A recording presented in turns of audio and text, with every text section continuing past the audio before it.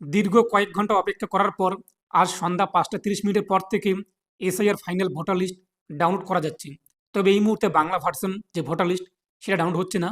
তবে আপনি ইংরেজি ভার্সন সিলেক্ট করে কিন্তু SIR final voter list download করতে পারবেন।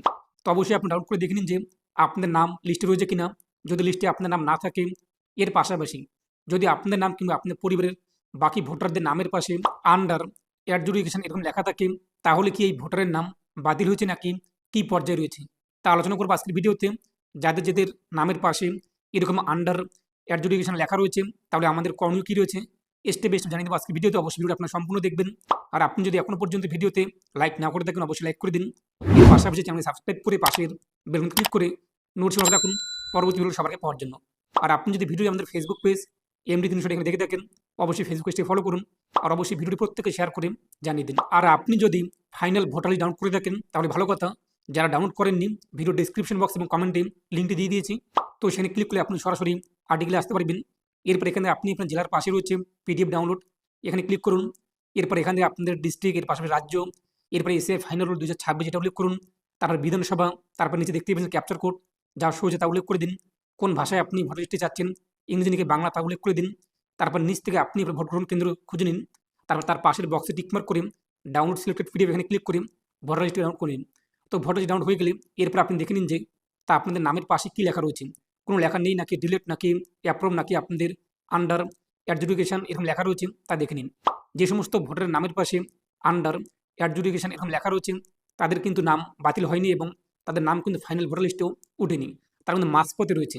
কেননা এই সমস্ত ভোটারের নাম কিন্তু এবং এই সমস্ত ভোটারদের বর্তমানে বিচারাধীন প্রক্রিয়া রয়েছে। আর এই বিচারাধীন প্রক্রিয়া কিংবা আন্ডার অ্যাডজুডিকেশন প্রক্রিয়া বলতে কী বোঝায়, আমরা যারা যারা হিয়ারিং হয়েছি, রাজ্যে কিন্তু প্রায় 60 লক্ষ ভোটার এই যে ফাইনালিস্ট প্রকাশিত হয়েছে, প্রায় 60 লক্ষ ভোটারের নামের পাশে কিন্তু এরকম আন্ডার অ্যাডজুডিকেশন লেখা রয়েছে। অর্থাৎ তাদের কিন্তু ডকুমেন্টস যা যা আমরা জমা করেছি হিয়ারিং হওয়ার সময়, আমাদের ডকুমেন্টস কিন্তু বিচার বিভাগীয় প্রক্রিয়া রয়েছে।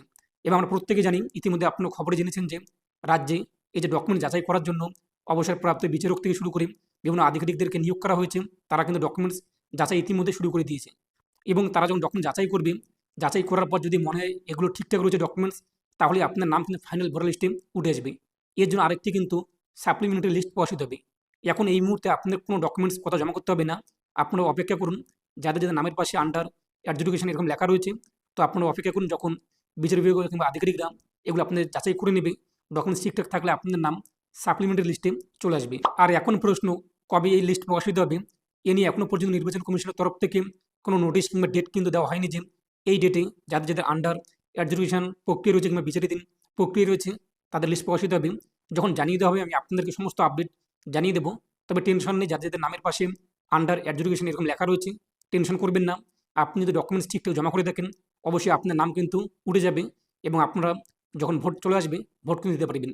যাদের যাদের নাম বাতিল হয়েছে কিংবা লিস্টে যাদের যাদের নাম নেই, তো আপনারা কিন্তু ফর্ম 6 সেটি পূরণ করে জমা করতে পারবেন। এর জন্য আপনি আপনার নিকটবর্তী BLO ওনার সঙ্গে যোগাযোগ করুন। যদি ফাইনাল ভোটার লিস্টে আপনার নাম না থাকে, আপনি একজন জীবিত ব্যক্তি, তো আপনি অবশ্যই ফর্ম 6 পূরণ করে জমা করে দিন, নাম কিন্তু আপনার ফাইনাল লিস্টে চলে আসবে। আবারও একবার রিপিট করছি, যদি আপনার নামের পাশে আন্ডার অ্যাডজুডিকেশন এরকম লেখা থাকে কিংবা সিল থাকে, তো আপনারা টেনশন করবেন না।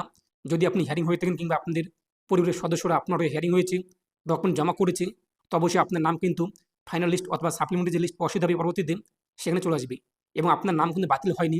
যদি আপনি হিয়ারিং হয়েছেন, আমাদের রাজ্যে কিন্তু প্রায় 60 লক্ষ ভোটার যাদের হিয়ারিং হয়েছে প্রত্যেকের নামই ফাইনাল ভোটার লিস্টে রয়েছে। তবে তাদের নামের পাশে কিন্তু আন্ডার অ্যাডজুডিকেশন এরকম লেখা রয়েছে। তো যখনই যে আধিকারিকরা এক কথা অবসরপ্রাপ্ত বিচারক কিংবা আধিকারিক যারা ভেরিফাই করছে ডকুমেন্টস যাচাই করছে, যাচাই করার পর যখনই লিস্ট প্রকাশিত করবে সাপ্লিমেন্টারি লিস্ট নির্বাচন কমিশন, আমি আপনাদের জানিয়ে দেবো।